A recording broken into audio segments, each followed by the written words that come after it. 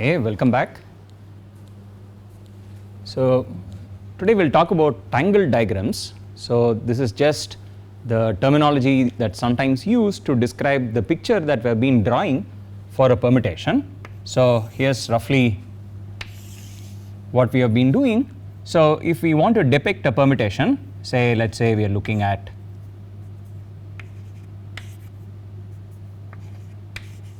a permutation of 4. So we draw 4 points labeled 1, 2, 3, 4 on either side.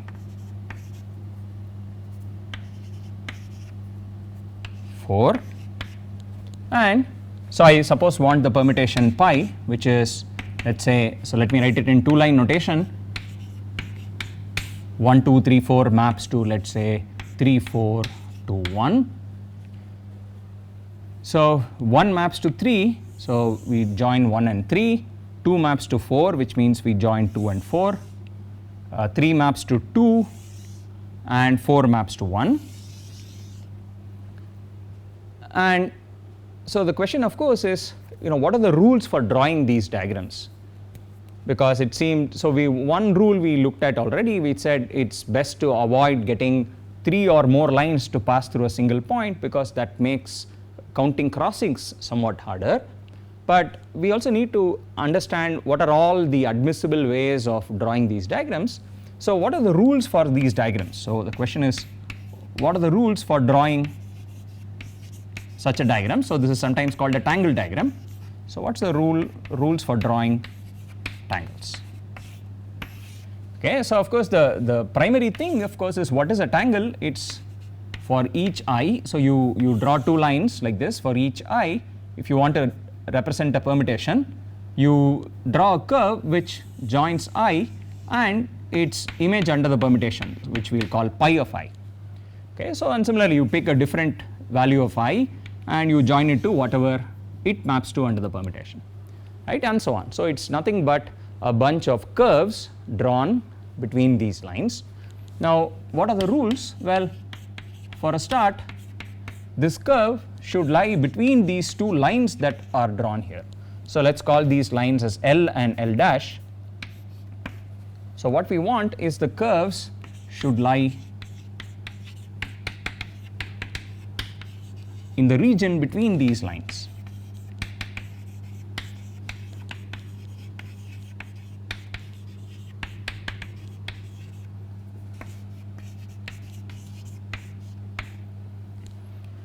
Okay, so if for instance we don't follow this rule, then here's what you might do. So for instance, if you wanted to depict a permutation, say which sends 1 to 2 and 2 to 1, say you join 1 to 2 in this way, and suppose we join 2 to 1 like this. Now doing this would not produce a crossing. So observe that if you did this, this does not lead to a crossing between these 2 lines, but recall that we do want to have a crossing in this case. So recall, what does crossing, the sort of the non-pictorial definition of a crossing mean? So what are the crossings of a permutation pi? This is the sort of more formal definition. This is the non-pictorial definition of crossings. So recall from one of our previous lectures that this just means you pick all pairs, ordered pairs I comma j, where well, what are I and j? They are numbers between 1 and whatever n, where n is so let's say pi is a permutation of n. So pi, given pi a permutation of n,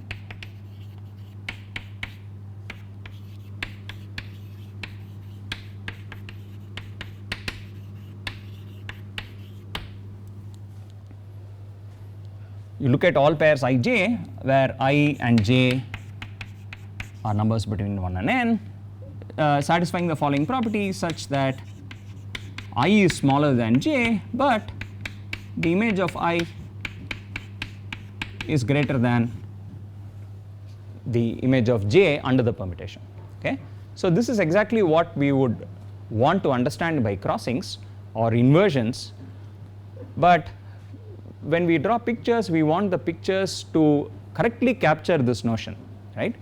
So if you allowed for the curves to go outside this region R, then here's a perfectly legitimate picture, but it fails to show a crossing between these lines, when in fact there is a crossing, because this permutation pi here is just a permutation which sends 1 to 2 and 2 to 1. So of course I could be 1 and j is 2, and that would satisfy the formal definition of a crossing. Okay, so this picture is bad for the reason that it does not show a crossing when in fact there is one. So we do not want to allow these. Okay, so that's one.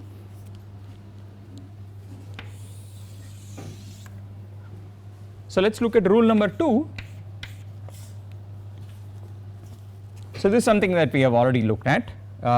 You don't want too many curves to pass through the same point. So at most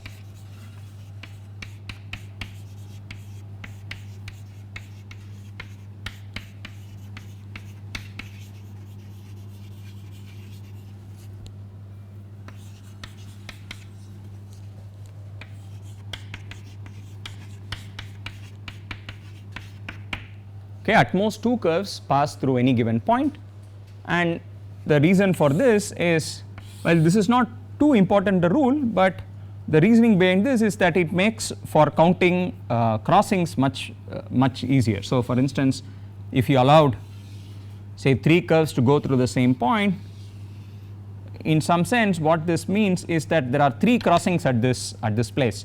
So the first curve here and the second curve cross each other, the second and the third curves cross each other, and the first and the third curves cross each other.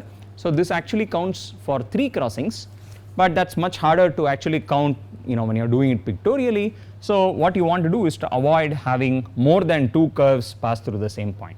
Okay, so whenever we see a configuration like this, we would ideally want to draw it like, so we would want to draw this particular tangle as follows. You would say, okay, you want this to go here, you would want the second fellow to go here, and when you want to draw the third guy, you draw it, for instance, slightly shifted, so that now there are in fact 3 crossings. So each of these 3 here shows up as a crossing. Okay, so this picture on the left is not allowed, but what you would ideally want to do is to draw it like the picture on the right. Okay, so that's the second rule for drawing tangles. So number 1, you should stay within the regions defined by the 2 lines. Number 2, you should avoid having more than 2 fellows crossing at the same point, but that still allows for a wide range of ways of drawing tangles. For example, suppose we just had a simple permutation, say 1 goes to 1, 2 goes to 2.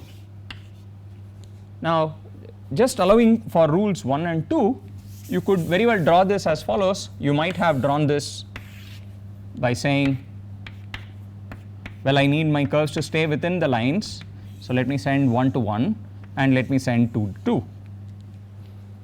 Okay, so this of course satisfies both rules 1 and 2, but what this does is it produces 2 spurious crossings. So here and here are, well, they are not really crossings, they shouldn't be crossings, but what one has done by virtue of drawing the curves in this way is to have introduced 2 spurious crossings, okay, which shouldn't really be there. You don't want to think of them as crossings, because for instance this is really the correct diagram for the permutation, and it doesn't have any crossings. 1 goes to 1, 2 goes to 2. If you apply the formal definition of a crossing, this does not have any crossings. So you do not want to allow things like this. Okay, and well, there are other things you could have done. You could have even looped. So for instance, what's another way of producing a spurious crossing? Similarly, if I had just one, let's say I even had a permutation of a single number 1 going to 1, I might have drawn it like this, 1 goes to 1, okay, which again ends up producing a spurious crossing here.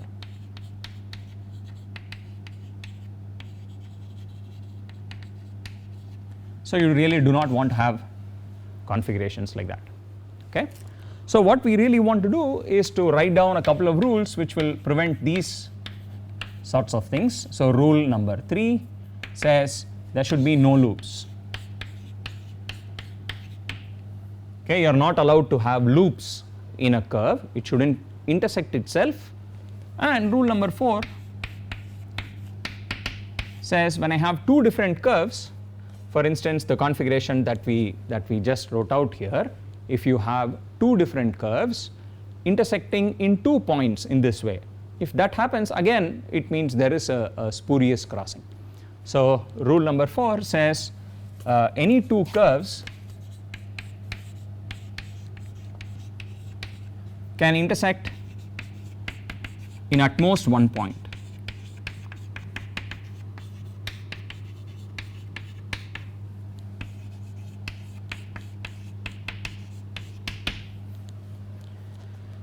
Okay, so each pair of curves intersects at most once.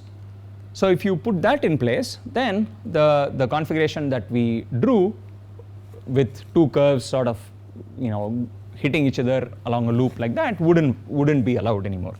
So another way of formulating these rules 3 and 4 is to say you just draw the tangle in such a way as to minimize the number of crossings that you produce. So here's an equivalent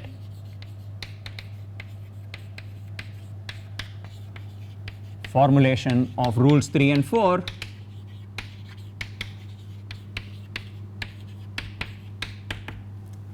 Is to say you draw it in such a way as to minimize the number of crossings. Draw the curves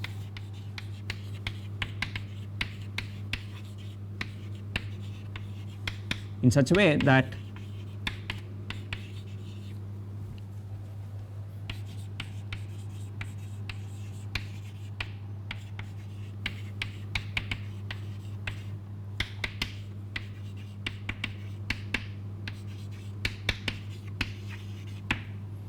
the number of crossings that you produce in the diagram is minimized. So if you keep this in mind, then for instance the way to draw just this permutation 1 going to 1, 2 going to 2 would be this, which produces no crossings at all. Now if you did anything funny like we depicted in our earlier diagram, it still is going to send 1 to 1 and 2 to 2, but this way of drawing the diagram produces 2 crossings. But by sort of moving those two curves apart, you can further minimize the number of crossings. You can just get 0 crossings as opposed to 2 crossings in that way of drawing the diagram. Okay, so I should sort of emphasize the number of crossings in the diagram. So here when I say crossings, I'm using it in the sense of a place where these two curves cross, not in the formal definition sense of crossings for a permutation. Okay, so draw the curves in such a way that the number of crossings in the diagram is minimized. So that's sort of a one easy rule to keep in mind when drawing these diagrams. Okay, but even with all these rules, it turns out there are many different ways of drawing the same tangle, and one should check that in fact no matter which way one draws it, the number of crossings that you finally produce is always the same. Okay, so you can still draw rather complicated looking tangles. So example, if you took the 3 cycle, if you take the permutation pi to just be 1 goes to 2, 2 goes to 3, 3 goes to 1, then you could depict it like this. So 1 maps to 2, 2 maps to 3, 3 maps to 1.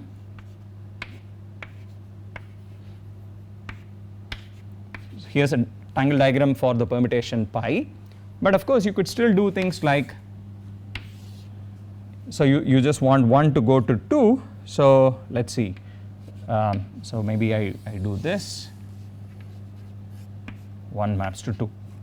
Okay, so now I need to look at how to get 2 to go to 3 now, and then finally I need to make 3 to go to 1.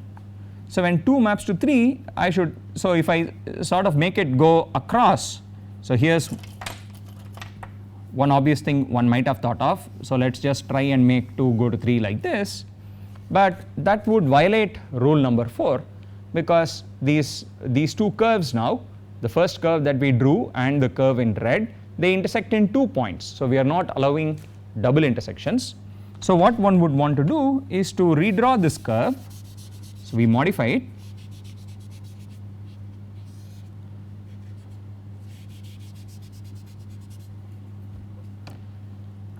In the following way. So what would we want to do?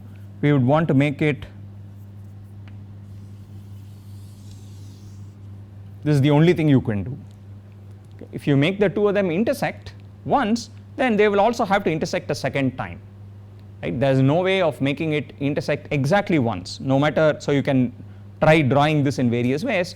If you try to join 2 and 3 by drawing any curve which remains within the two lines, if you hit this first curve once, then you sort of have to hit it once more in order to try and reach the point 3. Okay? Since you are not allowed a double intersection, the only thing you can do is to have no intersection at all. So you have to go, for instance, all the way down. Okay? So as you can see that, the usual way of drawing it, the straight line which joins 1 to 2 and 2 to 3, these two lines of course don't cross. Right? So there is no crossing between those two lines, and that's what happens even if you draw the curve in a much more complicated way. And finally you want to join 3 to 1.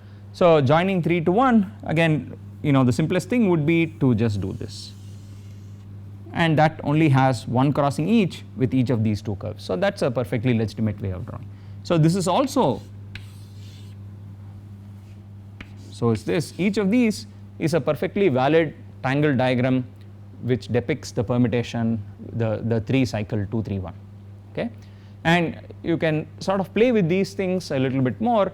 It's good to have the flexibility to draw it in various ways, not always having to draw it by straight lines. Okay? There will be situations where you might want to see some proofs pictorially, and there it's useful to have more flexibility in drawing these tangle diagrams.